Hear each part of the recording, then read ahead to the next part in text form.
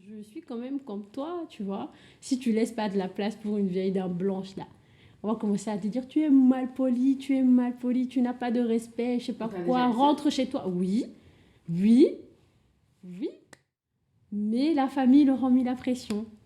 Ils ont dit, mais si vous ne faites pas l'excision à vos filles, ben, en fait, au nom de la société, enfin aux yeux de la société, vous ne serez pas considérés. Et comme j'étais la première, bah, j'y ai passé. Du coup, ils vont se dire, mais en fait, à quoi bon d'exciser une fille ou ma femme, si elle est excisée, bah, je ne l'épouse pas parce que elle ne sera pas satisfaite et je ne serai pas satisfait avec elle aussi. Tu vois.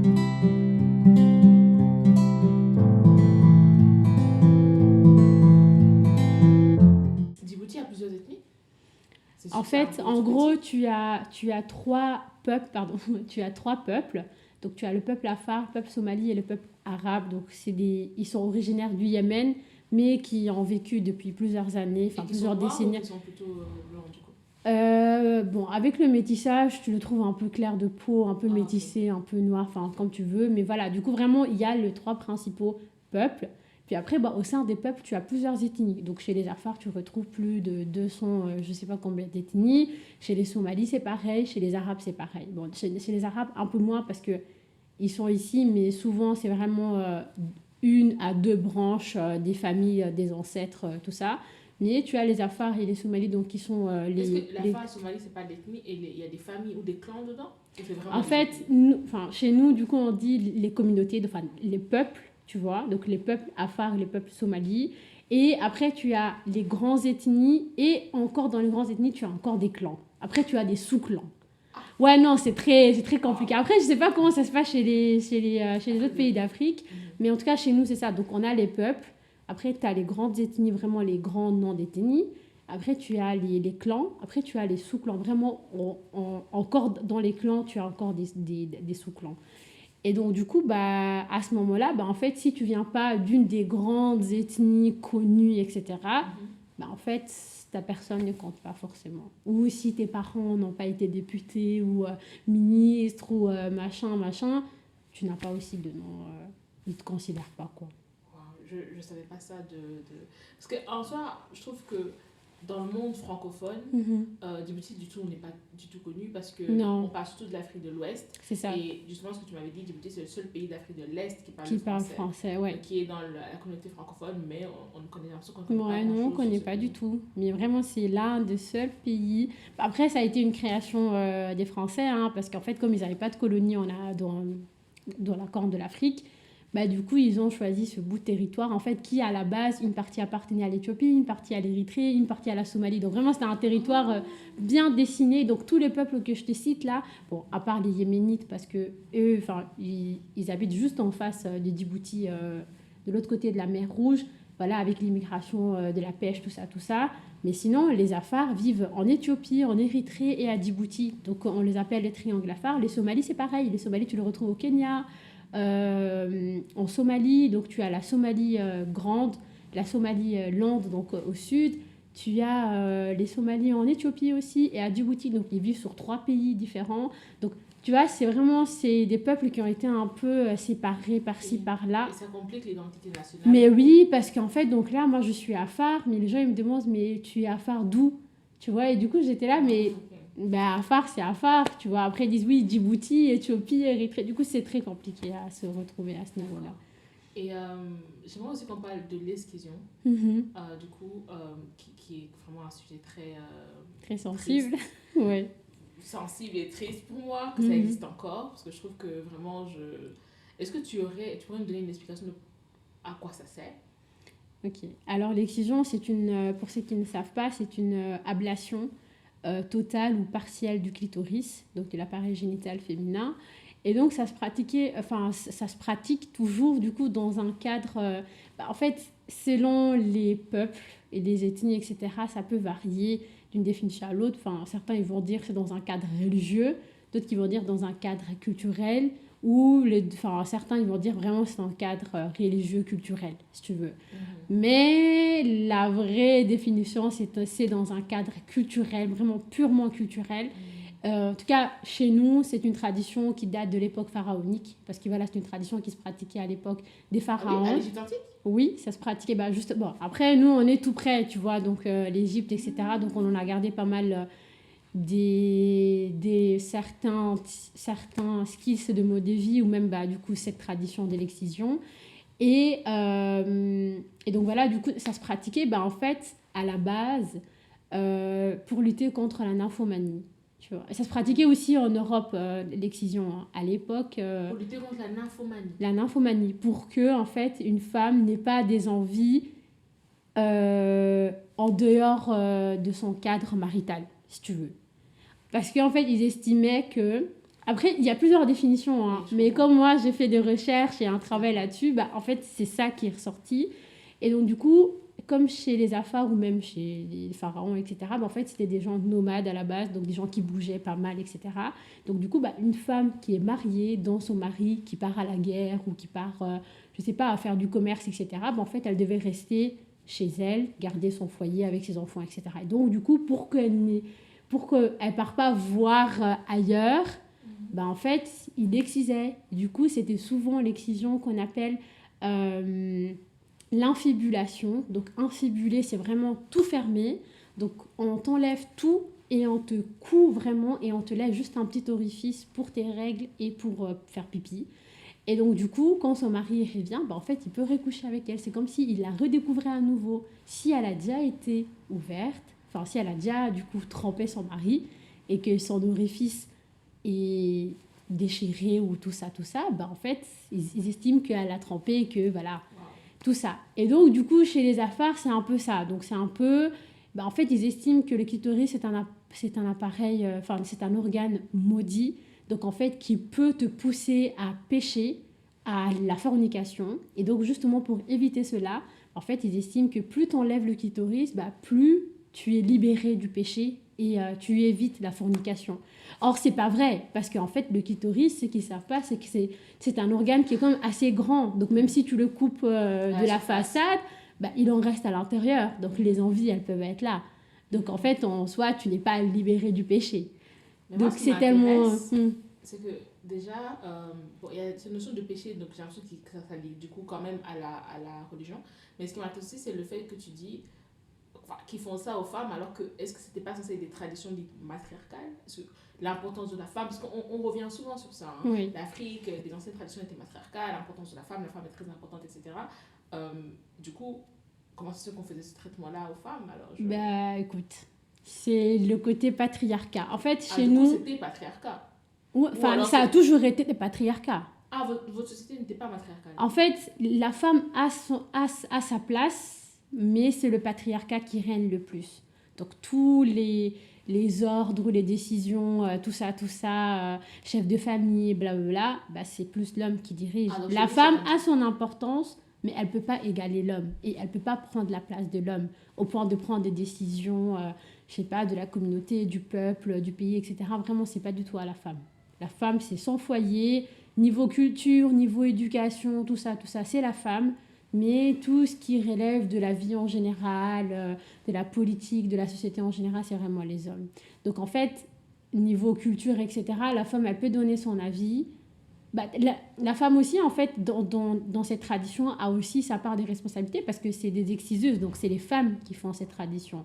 Mais, en tout cas, je pense, moi, c'est par la pression de l'homme qui font ça. Parce qu'en fait, au final, tu fais l'excision pour justement ne pas nuire à l'honneur de ta famille. Donc, une mère va faire l'excision pour que sa fille n'ait pas, pour que sa fille la déshonore pas et qu'il n'y a pas une déshonneur au nom de la famille, etc. Et donc, pour justement trouver un mari pour sa fille. Parce qu'en fait, ils estiment qu'une fille qui n'est pas excisée, elle n'est pas mariable. Parce que c'est une fille qui va pécher, qui va forniquer. Donc, du coup, elle n'est pas apte ou même elle n'est pas en fait parfaite aux yeux de la religion ni de la culture à être mariable, à être considérée comme une femme pure et bien. Et donc du coup, ils vont tout faire ce truc-là. Ils vont essayer de ne pas la laisser sortir, de l'apprendre à faire la cuisine, le ménage, etc. pour vraiment la préparer à être une bonne épouse pour son mari. Ah, Et l'excision, ça fait partie du package. Genre vraiment, tu dois avoir vraiment... Et c'est comme ça qu'il fonctionne. est-ce que toi, quelle était ton histoire par rapport à tout ça? Ben, en fait, moi, mes deux parents, ça c'est vraiment un truc qui est drôle parce qu'à chaque fois que ma mère m'en parle et tout, mais je dis, mais du coup, eux, ils n'étaient pas d'accord avec cette tradition. Mes parents, voilà, sont des gens qui ont éduqué, etc. Donc, ils n'étaient pas d'accord. Mais la famille leur a mis la pression. Ils ont dit, mais si vous ne faites pas l'excision à vos filles, ben, en fait, au nom de la société, enfin, aux yeux de la société, vous ne serez pas considérés. Et comme j'étais la première, bah, j'y ai passé. Donc ma grand-mère maternelle, je pense, qui a mis la pression à mon papa pour approuver cette décision. Mon père, il a toujours été contre. Il faisait partie des associations qui luttaient contre ça. Et quand il me racontait, je dis, mais c'est toi, tu m'as mis au monde, c'est toi, je suis ta fille. Tu n'as pas pu dire non à ma grand-mère. Et je dis à ma mère, je suis ton 9 mois et tu acceptes. Et au début, je ne me rendais pas compte, parce que là, j'étais jeune et tout, mais plus les années, avec la puberté, etc., je me rendais compte qu'en fait, ça n'allait pas. Et en plus, voilà, quand j'étais pré-ado, du coup, quand j'étais venue ici et tout, bah, j'en parlais, parce qu'en fait, parce que voilà, en cours de biologie, je voyais genre les organes génitaux, etc., je voyais que le mien, il n'était pas pareil. Du coup, je demande à mes camarades, j'ai dit, mais hey, toi, ton truc, il est comme ça. Voilà, go dans le déni. Ils me disent oui. Et après, ils me disent, et toi? Je dis non. Elle me dit, mais... Et franchement, pendant longtemps, j'ai pensé que j'avais une malformation. Et ça me complexait parce que je me disais, mais genre, c'est quoi ça? Genre, Dieu, qu'est-ce que t'as fait là? Tu vois? Mais avec le temps, encore heureux parce que, en fait, du coup, il y a 3 types d'excision. Tu as la clitoridectomie, donc je pense que ça, c'est juste une petite incision du clitoris, vraiment histoire de. Après, tu as l'excision, donc vraiment, ça, c'est on t'enlève un peu de clitoris et on te coud un peu, mais on te laisse quand même une toute partie du clitoris avec un petit orifice normal. Après, tu as l'infibulation ou vraiment, l'infibulation ou l'excision égyptienne ou pharaonique. Donc là, ils enlèvent tout vraiment, clito à ras, cousu jusqu'en bas, un petit orifice et vraiment ton truc, il est bien lisse, bien fermé. Donc moi, j'avais vraiment le premier type, donc la clitoridectomie, histoire de couper un peu les lèvres, voilà, un peu esthétique, tu vois. Et donc ça va, j'en ai pas trop souffert. Mais au fil des années, bah, j'ai fini par avoir l'endométriose. Après, je ne sais pas si c'est en lien avec l'excision ou pas. Mais voilà. Mais sinon, j'en ai pas trop souffert. Après, voilà, j'essaie d'en parler avec certaines personnes. Quand je suis rentrée au bled et tout, d'en parler un peu. Mais c'est tellement tabou qu'en fait, les gens, ils expriment pas. En fait, ça fait partie comme ça, de la vie quotidienne. Toutes les femmes sont excisées. À ton avis, combien... Tu peux me donner un pourcentage? J'ai du mal à visualiser. En termes de pourcentage, c'est plus ou moins combien? D'après le GAMS, donc c'est une association, enfin, c'est une organisation pour l'abolition contre le MGF, qui est ici en Belgique. Je crois que je sais plus c'était en quelle année, je crois que c'était en 2016-2017. Ça avait donné un chiffre, je crois que c'était 90% ou 80%, entre 90 et 80%. Dans cette région-là. Après, c'est pas pays précisé, mais en tout cas, dans cette région, du coup, il y a l'Éthiopie de l'Est qui pratique, Djibouti et la Somalie. Donc, c'était en tout cas, ça variait entre 80 à 90% d'excision. Wow. En Afrique de l'Ouest, au Sénégal, Mauritanie, etc. 60 à 70. Mais chez nous, vraiment, c'est presque toutes les filles. Presque. Wow. Après, là, maintenant, depuis 2020-2023, je pense que ça a peut-être diminué. Mais ça se fait encore en cachette. Du coup, tu peux pas avoir des recensements des personnes, tu vois. Donc, je pense qu'il est toujours à 90%, mais voilà, avec certains droits qui ont apparu par-ci, par-là, je pense que ça a diminué, mais ça existe toujours. Et est-ce que, du coup, toi, on t'a esquissé. En as-tu le souvenir? Non, parce que moi, c'était à la naissance. Ah, ok. Moi, j'avais, je crois... 2 à 3 semaines de naissance. Ah oui. Ouais, c'était très, très, très rapide. Et souvent, ça varie entre 4 à 7 ans. Donc, vraiment avant la puberté. En tout cas, avant la puberté, tu dois être purifié. Ils appellent ça purifié. Oui, voilà. Donc, c'est la sunna. Donc, en gros, c'est ce que la religion conseille. En gros, tu dois être purifié. Donc, avant la puberté, tu dois être bien excisé, bien en place. Tu as tes règles, ça y est, donc là, tu passes à l'âge adulte. Et avant, du coup, c'était directement le mariage. Donc, vraiment, il y a plus... Ouais, justement, ça fait partie aussi de la tradition. En gros, on a des rites d'initiation. Donc, l'excision, la puberté. Donc, là aussi, voilà, tu passes à l'adulte, etc. Et après ça, c'est le mariage. Après, tu as ta naissance, tout ça, tout ça. Donc, c'était ça, la culture de base. Bon, là, avec le temps moderne, tout ça, ça a évolué. Mais voilà, l'excision fait partie de notre quotidien. Et... genre, ça va aller. Ça va aller. Parce que, comme je t'en avais parlé, j'ai pris conscience de l'exclusion lors d'une conférence. Mais je me rappelle que voilà, on a abordé le sujet, c'est quelque chose qui n'existe pas vraiment dans mon pays, à ma connaissance. Je sais qu'il y a une forme d'étirement des lèvres. Ouais, ça j'ai entendu. Ouais. Je sais que ça fait partie de la même famille, etc. Mais je connais personne qui m'en ait parlé en termes de souffrance, etc. Mais j'ai du mal à concevoir ce que ça représente pour les femmes de ces pays-là, de sentir qu'on a fait ça à leur corps, sans leur accord. Et surtout qu'on est dans un monde qui change tellement, qui a tellement évolué. C'est ça. Moi, je pensais vraiment que cette pratique avait également évolué, mais on dirait bien que non. J'aimerais comprendre qui est contre et qui est pour. En termes de... Parce que c'est une pratique qui est faite pour soi-disant améliorer la relation homme-femme. Comment est-ce que les hommes de ces pays voient ça? Avec les sensibilisations, avec les années, en fait, tu retrouves quand même pas mal des pères de famille qui sont contre. Après, en fait, c'est plus les personnes vieilles, genre les grands-parents, les grands-tantines, etc., qui forcent un peu le truc parce qu'ils ont toujours cette mentalité de « Ah, si elle n'est pas purifiée, elle ne pourra pas être mariée. Oh, elle va forniquer. Oh, si, oh, ça. » Alors que... Donc là, tout le monde est éduqué, tout le monde a été à l'école, tout le monde a une mentalité assez ouverte, etc. Donc vraiment, ils s'attardent plus sur ça. Mais tu as toujours des tantines, etc. Donc je pense que là, en tout cas à Djibouti, donc vraiment dans la capitale, je pense que la plupart des gens sont contre. On va pas se mentir, la plupart des gens sont contre parce qu'ils n'estiment pas, en fait... Parce que aussi, donc les gens, ils comprennent qu'une femme qui n'a pas de clito, en fait, n'aura pas forcément de plaisir. Et donc, du coup... elle ne pourra pas s'épanouir dans sa relation sexuelle. En fait, c'est surtout que la source des désirs sexuels, ce n'est pas le clito. C'est des hormones qui sont dans ton corps. C'est ça. Qui sont fabriquées bien d'ailleurs. C'est ça. Et donc, même si tu peux enlever le clito du monde, il y aura toujours l'envie. Elle aura toujours les désirs, au contraire, c'est ça. Tu ne pourras pas bien les assouvir sans clito. Voilà, tu vois. Et donc, du coup, comme les gens, ils savent un peu sur la sexualité et que ça reste tabou, mais en fait, ils osent quand même parler, tu vois, entre jeunes, etc. Je veux dire, ouais, mais est-ce que tu as des envies comme ça? Est-ce que tu as déjà envie de tout ça? Donc, tu vois, il y aura toujours ces trucs-là. Du coup, ils vont se dire, mais en fait, à quoi bon d'exciser une fille ou ma femme, si elle est excisée, je ne l'épouse pas parce que elle ne sera pas satisfaite et je ne serai pas satisfait avec elle aussi, tu vois. Donc il y a des hommes, je pense qu'il y a des hommes d'office qui pensent toujours qu'une femme qui n'est pas excisée, ce n'est pas une bonne femme à marier. Et il y en a maintenant qui pensent que s'ils épousent une femme excisée, ça n'en vaut pas la peine. Après, ils vont pas refuser, mais en fait, du coup, même si leur femme, elle est excisée, ils vont quand même la marier parce que si tu l'aimes, etc. Mais pour leurs futurs enfants, ils le feront pas parce qu'ils vont se dire, mais moi, j'ai vécu exactement pareil avec ma femme, j'ai pas envie que ma fille, elle en souffre parce que c'est une souffrance, tu vois.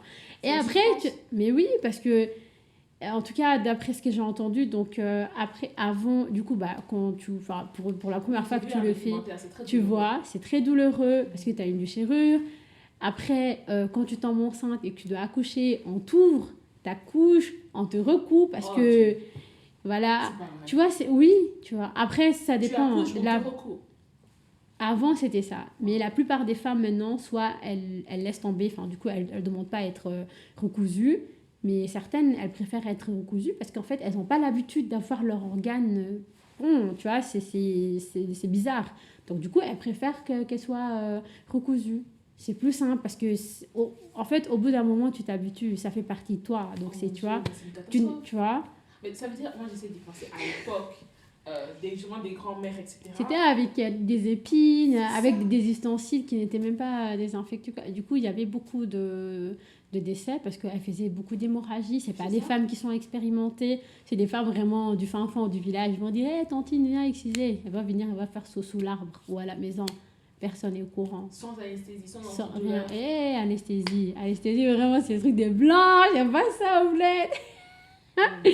Dans ce cadre-ci, il n'y a pas. Bon, après, moi, je me rappelle, genre, quand j'étais au bled, je crois que c'était en 2006, 6, 5, 7, comme ça, quand elles ont fait pour mes petites sœurs, elles l'ont fait à l'hôpital. C'était vraiment chic-choc. Vraiment, tu emmènes à Ah, donc tes sœurs, l'hôpital. ont quand même fait. Ouais, ouais. Alors que ton Et père est contre. Enfin, il a pas pu résister contre la pression familiale. il y a pas. Parce que tout le monde met la pression. Et du coup, bah, là, je me rappelle qu'on a été à l'hôpital. Du coup, il y avait une tante à moi qui travaillait en tant qu'infirmière et tout. Ils ont quand même ramené une femme qui n'était pas du tout expérimentée, mais histoire de faire dans un cadre plus légal, tu vois, pour un peu alléger la conscience des gens.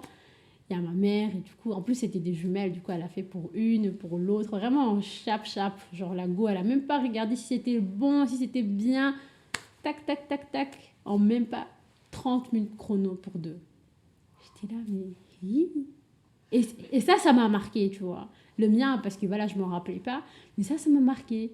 Et j'ai dit, mais en fait, je me suis jurée, j'ai dit non, plus jamais. Et ça m'a tellement traumatisé ce truc-là. J'étais là, mais...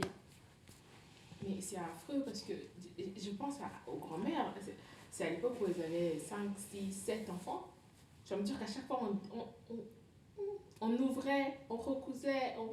Elles ont souffert. Ouais. Sans antidouleur, sans Après, anesthésie. après les années 2000, ça c'est quand même... je pense que bah, du coup, certaines femmes ont commencé à choisir.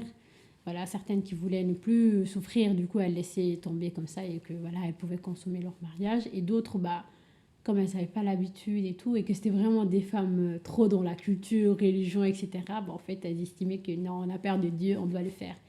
Mais c'est même pas Dieu qui a demandé ça, Ah, franchement. Moi, Mais ils ont bien lavé les cerveaux des gens. Du coup, ils ont fini par les matrixer, quoi. moi, la partie qui m'a choquée, interpellée, c'est quand tu dis que ça provient de l'Égypte antique. Alors, et cette présentation qu'on fait de l'Égypte antique, comme quoi c'était une civilisation limite Ah, parfaite. elle est Là, pas toute vraiment, blanche, hein, l'Égypte antique. Elle est pas toute blanche. Mais voilà, en fait, c'est toujours comme ça. Parce qu'en fait, quand il y a trop d'engouement autour d'une c'est civilisation ça. ou quoi, bah, en fait, on donne tellement une image parfaite Mhm. que non, en fait. Tu vois, les mariages arrangés, par-ci, par-là, tout ça. Et ils Tout sont ça encore aussi. présents aussi, le mariage arrangé, du coup. Ouais, mais beaucoup moins. Mariage arrangé, mariage précoce aussi, c'était très à la mode à l'époque. Mais là, beaucoup moins, parce que donc là, encore une fois, donc les jeunes filles vont à l'école, donc elles finissent un peu tard l'école, etc. Et donc, du coup, elles ont le droit de choisir quand même. Après, ça dépend de certaines familles. Hein. Tu as des familles, bah, après, au village, voilà, toujours le mariage entre cousins par-ci, par-là, donc ça, c'est toujours là. Mhm. Mais quand tu es dans la ville, etc., donc franchement, tu as le droit de choisir qui tu veux et tout. Et voilà, c'est plus d'actualité.